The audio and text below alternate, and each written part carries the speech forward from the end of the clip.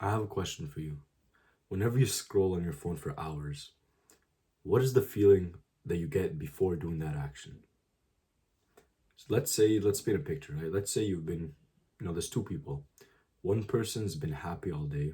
He's been busy all day. He keeps his mind busy. He's going outside, gyms, whatever. It doesn't have to be some crazy, like, good habits. Just a normal person who keeps his mind busy. And the other person literally does nothing. He's just bored, right? He just staying at his house, looking at a wall, not doing anything. Which of these two people are more likely to spend hours on their phone? Probably the second person, right? Just because he's bored, right? He doesn't feel that well. So he goes on his phone to pass time, to cope, to feel like he's doing something, to keep his mind busy. The thing is, with this scenario, it shows us that the bad habits, like going on your phone, it's not the problem, it's the symptom of the problem. The problem being boredom, bad mental health. That's why we do these bad habits. People get it, like people flip it around saying, I do the bad habit, that's why I feel bad, right? But in reality, it's you feel bad, you have bad mental health, so you do the bad habit, so you feel even worse, which leads to poorer mental health, which leads to doing the bad habit more. See, it's kind of like a downward spiral, right? It goes from bad mental, just you just keep going down, down, down. Now, there's a whole science behind it with the dopamine and, like, what it does to your brain, but that's besides the point. I'm just talking about purely the, like, not the scientific way, kind of like what our brain actually feels. So rather than focusing on, like, quitting the bad habit itself, sure, that's a little part of it, but you should also focus on the mental health part, how your well-being feels. Like, keeping yourself occupied, doing stuff that make you feel better. Now, this is stuff like meditation and journaling. I talk about it a lot, but stuff more than that. It's seeing people, right? Like talking to people. Humans need social interactions. We're social creatures. Or let's say taking a walk outside, getting sunlight. Most people that I know, or most people that I've seen on social media, they don't live like normal humans.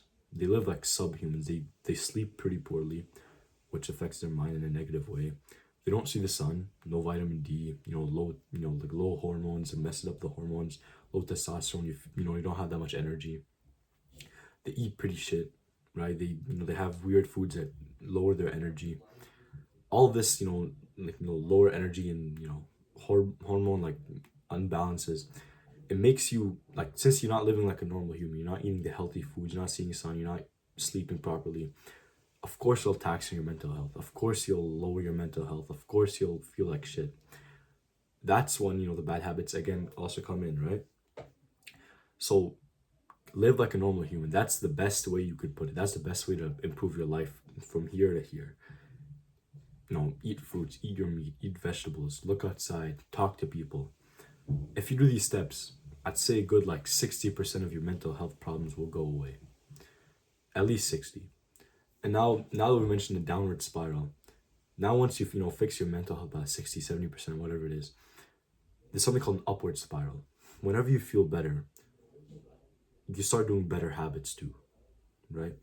And back to the first example that gave in this video. There's two people, one guy who's bored and one guy who's not. This guy's, since he's feeling more happy, he's more likely to go hit a good gym session. And that good gym session is, since he already feels good about himself, he feels like an athlete, he's more likely to eat that healthy food, which is more likely to increase his, like, testosterone and energy levels, which is more likely for him to blah blah blah, so on, so on, so on. So there's a downward spiral and there's something called an upward spiral. That's what that's what you don't see on social media and stuff. People talking about the upward spiral. And it's just as important for your self-improvement as discipline, right? Momentum and, like, motivation.